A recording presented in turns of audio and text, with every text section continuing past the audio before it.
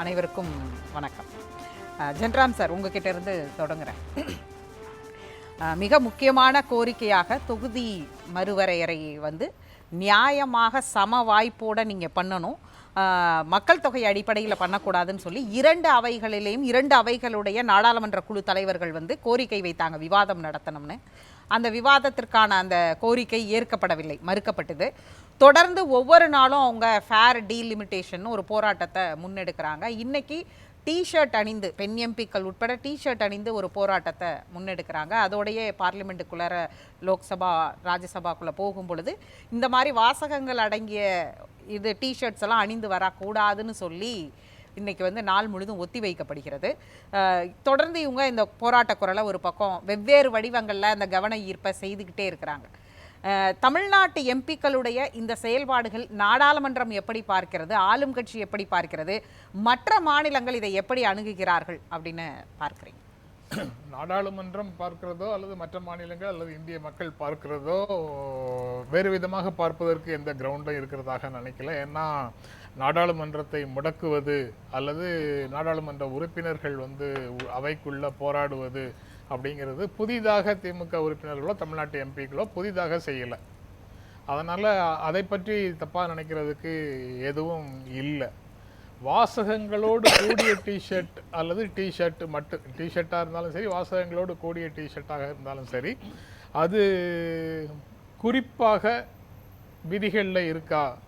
அதாவது ஆளுநர் சிறப்புரிமை அல்லது எவ்வளோ நாளைக்குள்ளே ஒரு கையெழுத்து போடணும், ஒப்புதல் பிரச்சனை என்ன அப்படின்லாம் கேட்டால் குறிப்பாக எவ்வளோ நாள்னு சொல்லியிருக்காங்களா அப்படின்னு நம்மக்கிட்ட பல அறிஞர்கள் நம்மக்கிட்ட ஷோவில் கேட்டிருக்காங்கல்ல. அவங்களுடைய மொழியில் அவங்களுடைய அணுகுமுறையே அப்படியே பார்த்தோம்னா இதில் குறிப்பாக டிஷர்ட் அணிந்து வரக்கூடாதுன்னு டிஷர்ட்னு எழுதி எந்த விதியும் இல்லை. அப்படி இருக்கும்போது எப்படி தடுக்க முடியும்? அவங்க பாணியில் கேட்டால் அப்படி கேட்கலாம். மற்றபடி மரபு அப்படின்னு ஒன்று, கன்வென்ஷனலாக சோஷியல் ஹேபிட்ஸும் நாகரீகமான மரபுகளுமாக ஒரு பார்வையை பார்த்தால் அதை எப்படி அணுகணுங்கிறது வேற. ஆனால் இந்த மரபை பொதுமக்கள் கோரலாம், இவங்க கோர முடியாது. இப்போ யாரெல்லாம் அதை பற்றி பேசுகிறாங்களோ அவங்க கோர முடியாது. ஏன்னா அவங்க இந்த மாதிரி சட்ட மீறல்களையோ அல்லது குற்றம் செய்வதையோ ஒரு பொருட்டாகவே எடுத்துக்கொண்டது இல்லை. பல குற்றங்களை நியாயப்படுத்தி பேசுகிறவங்களாக இருக்கிறாங்க. சமூகத்திலையும் சரி, அவர்களே காக்க வேண்டிய ஐபிசி போன்ற விஷயங்களாக, பிஎன்எஸ் போன்ற, இன்னும் நான் பழைய காலத்திலேயே வாழ்ந்துட்டு இருக்கிறேன்னு நினைக்கிறேன். அது என்னவோ ஒரு அங்கிள் சொல்லுவாங்களே, அந்த மாதிரி அங்கிள்லேயே இருக்கிறேன். இன்னும் பிஎன்எஸ் காலத்துக்கு வரல. பிஎன்எஸ்ல குற்றம் என்று சொல்லக்கூடிய விஷயங்களை கூட அவங்க அதை மீறி குற்றங்கள் செய்கிறவங்களாக இருக்காங்க. அப்படி செய்கிறவர்களை தேசிய கொடியோட அல்லது கட்சி கொடியோட போய் வரவேற்கிறவர்களாக இருக்கிறார்கள், வாழ்த்துகிறவர்களாக இருக்கிறார்கள். அதுக்கு அவங்க மேலே எதுவும் வழக்கு போடக்கூடாதுன்னு போராடக்கூடியவர்களாக இருக்கிறார்கள். இந்த அளவுக்கு குற்றங்களை இயல்பாக எடுத்து செல்லக்கூடியவர்களுக்கு ஒரு மரபு சார்ந்து ஒரு கேள்வியை எழுப்புவதற்கான தார்மீக உரிமை எதுவும் இல்லை அப்படின்னு நினைக்கிறேன். இப்போ ரீசெண்டாக தொல்லியல் துறையினுடைய கட்டுப்பாட்டில் இருக்கக்கூடிய அவுரங்கசீப் கல்லறையை இடிக்கணுங்கிற பிரச்சனைக்காக கலவரம் நடக்கக்கூடிய சூழலை நடத்தி கொண்டிருப்பவர்கள் நிச்சயமாக டிஷர்ட்டுக்காக அவங்க சத்தம் போட மாட்டாங்க அப்படின்னு நான் நம்புகிறேன். அது ஒரு பிரச்சனையாக அவையில் ஒரு ரூல் இருக்குது.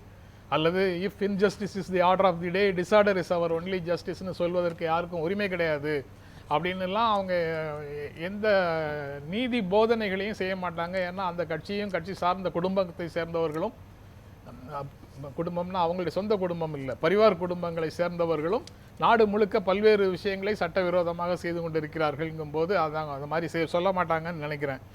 என்ன பிரச்சனைன்னா, கிரிக்கெட் வீரர்களுடைய மட்டையிலையும் சட்டையிலையும் அவங்களுடைய ஸ்பான்சர் யாருங்கிறது தெரியும்.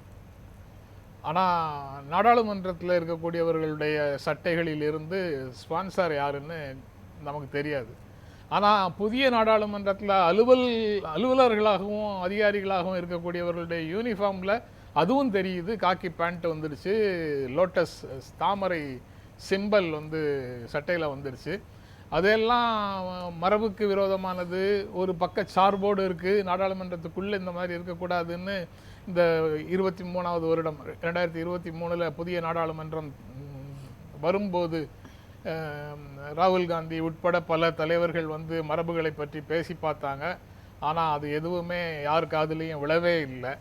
அப்படியெல்லாம் இருக்கக்கூடும் போது அதெல்லாம் கம்பேர் பண்ணும்போது இன்னைக்கு தமிழ்நாட்டு எம்பிக்கள் டிஷர்ட் அணிந்துட்டு போவதோ, அதில் ஒரு பிரிண்டட் வாசகம் இருப்பதோ பெரிய குற்றமாக பாஜக பார்க்காது அப்படின்னு நான் நினைக்கிறேன். இது எதை நோக்கி போகும்? இங்கே ஒரு கேள்வி எழுப்பப்பட்டுக்கிட்டே இருந்தது. தமிழ்நாட்டிலேருந்து போன எம்பிக்கள் என்ன செய்கிறாங்க, 39 எம்பிக்கள் இருக்கிறார்களே அப்படின்ற ஒரு கேள்வி தொடர்ந்து இதே விவாத அரங்கங்களில் ஒலித்து கொண்டே இருந்த காலங்கள் இருந்து கொண்டே இருக்கிறது இல்லையா? இப்போ இது எதை நோக்கி போகிறது அப்படின்னு பார்க்கிறேன். அது அனைத்து அரசியல் பாடங்களையும் தலைகீழாக புரிந்து வைத்துக்கக்கூடிய ஒரு மனநிலையை தான் அந்த மாதிரி குற்றச்சாட்டுகள்லாம் காட்டுது.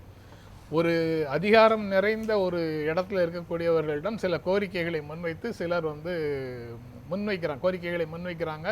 அதை அவங்க திரும்பிய பார்க்கலன்னா கொஞ்சம் சத்தம் போட்டு எங்களை கவனி அப்படின்னு சொல்கிறாங்க. இப்படியெல்லாம் சொல்கிறவர்கள் வந்து என்னத்தை சாதிச்சாங்கன்னு கேட்குறாங்க. யார் அதைக்கெல்லாம் பதில் சொல்ல வேண்டுமோ, யார் அதையெல்லாம் கொடுக்க வேண்டுமோ அந்த இடத்துல இருக்கக்கூடியவர்கள் கொடுக்காமல் இருப்பதற்கு எந்த நியாயமும் இல்லை அப்படின்னா, கொடுக்காதவர்கள் ஏதோ தப்பு செய்கிறாங்கன்னு அவங்க பார்வையும் கோபமும் அந்த பக்கத்தில் தானே குவியணும். அதை விட்டுட்டு எந்த விதமான அதிகாரமும் இல்லாமல் அங்கே போய் உட்காந்துட்டு எல்லாத்தையும் முறையிட்டு பெற வேண்டிய இடத்துல இருக்கக்கூடியவர்களையே குற்றவாளிகளாகவும் முன்னிறுத்துவது வந்து எப்படி சரியாக இருக்கும்? அதனால் அந்த அடிப்படையாக பிரச்சனைகளை புரிந்து கொள்வதிலேயே இந்த குற்றம் சாட்டுபவர்களுடைய பிரெயின் வயர் வந்து வேறு விதமாக பின்னப்பட்டிருக்கிறது இயற்கையிலேயே அப்படின்னு தான் தோன்றுகிறது. ஒரு பக்கம் திமுக கூட்டணி கட்சிகள் கூடவே இந்தியா கூட்டணியில் இருக்கிற சிலரும் வந்து இந்த காலையில் அவங்களுடைய நாடாளுமன்ற வளாகத்துடைய போராட்டங்களில் கலந்துக்கிறத நம்மளால் பார்க்க முடியுது. ஆனால் தென்னிந்தியா ஒட்டுமொத்தமாக இது பாதிக்கப்படுங்கிற குரலையும் தான் அவங்க சேர்த்து எழுப்புறாங்க. அங்கே எழுப்பும்போது அப்போ மற்ற மாநிலங்களுடைய எம்பிக்கள் அல்லது இதில் பாதிப்பை சரிசமமாக எல்லாருக்கும் வாய்ப்பு கொடுங்க, இந்த டீலிமிட்டேஷன் ஃபேர் டீலிமிட்டேஷன் தான் அவங்க வச்சிருக்கிற போஸ்ட் கூட, அந்த டேக்லைனே அதை தான் வச்சிருக்கிறாங்க. அப்போ அது எல்லாருக்கும் ஃபேராக இருக்கணும் அப்படின்னு கேட்கறதுக்கு மற்ற கைகளும் சேர்ந்து ஓசை எழுப்ப வேண்டிய ஒரு கட்டாயம் இருக்குல்ல.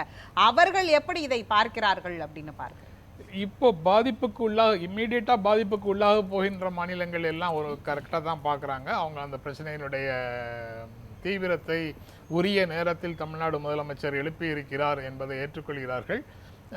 3 மாநில முதலமைச்சர்களும் 22ஆம் தேதி சென்னைக்கு வர்றாங்க, அந்த கூட்டத்தில் கலந்து கொள்கிறார்கள். மற்ற கட்சிகளை சேர்ந்தவர்களும் அந்த 7 மாநிலங்களில் இருக்கக்கூடிய பிற கட்சி தலைவர்களும் வருகிறார்கள், பிரதிநிதிகள் வர்றாங்க. ஓரிரு கட்சிகளை சேர்ந்தவர்கள் மட்டும்தான் இன்னும் இறுதியாக ஏதாவது சொல்லலை, யார் வர்றாங்கங்கிறத சொல்லலைன்னு வேண்டுமானால் இருக்கலாம். மற்றபடி கூட்டம் நடப்பது உறுதி, யார் யார் வர்றாங்கங்கிறதும் ஓரளவுக்கு தெளிவாயிடுச்சு. அதனால் இயல்பாக ஒரு ஜாயிண்ட் ஆக்ஷன் கமிட்டி, கூட்டு நடவடிக்கை குழு என்ன செய்யணுமோ அதை வந்து அந்த கூட்டத்தில் பேசி இறுதி செய்வார்கள். அதற்கு முன்னாலேயே அதற்கான தேவை இல்லாமல் ஒரு உறுதிமொழியை அல்லது ஒரு விவாதத்தை நாடாளுமன்றத்தில் அரசு தரப்பிடமிருந்து பெற்றுவிட முடியும் அப்படிங்கிற நம்பிக்கையில் அல்லது அந்த கோரிக்கையை முன்வைத்து தமிழ்நாட்டு எம்பிக்கள் போராடுகிறார்கள். அதை அரசு தரப்பிலிருந்து யாரும் திரும்பியே பார்க்க மாட்டேங்கிறாங்க அப்படிங்கிறது ஒரு சாரி ஸ்டேட் ஆஃப் அஃபேர்ஸ்.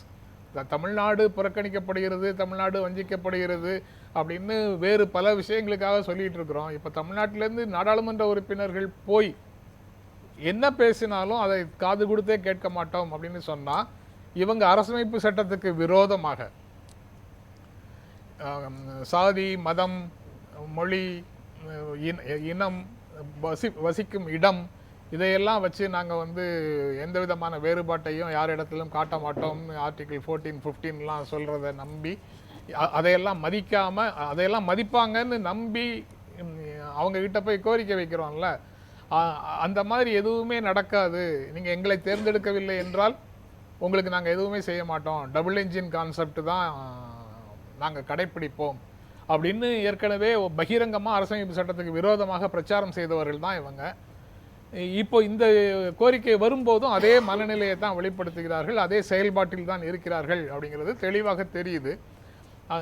அதனால இந்த 40 எம்பிக்கள் அங்கே போய் இப்போவும் போராட்டத்துக்கு அப்புறம் டீ சாப்பிட போனோம்னா கேன்டீனுக்கு தானே போனோம், கேன்டீனுக்கு போகிறாங்க, வடை சாப்பிட்றாங்க, டீ சாப்பிட்றாங்கங்கிறது அப்படின்னு பேசுகிற அரசியல் அறியாத நபர்களுடைய விமர்சனத்தை நம்ம தள்ளி வச்சிடலாம் அப்படின்னு நினைக்கிறேன்.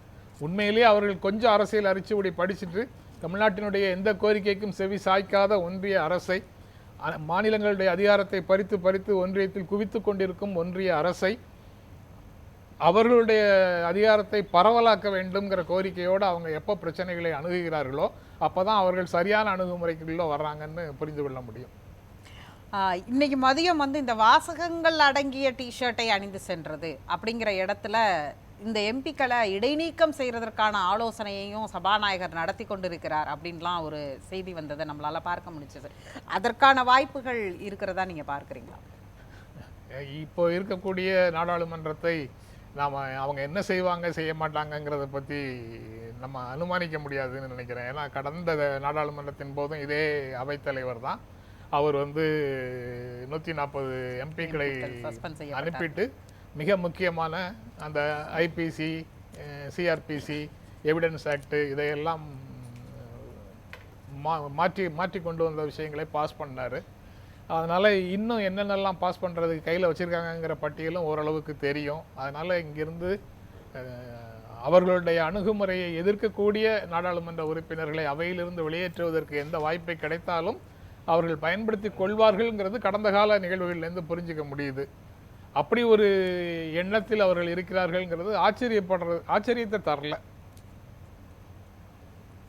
பேசுவோம்.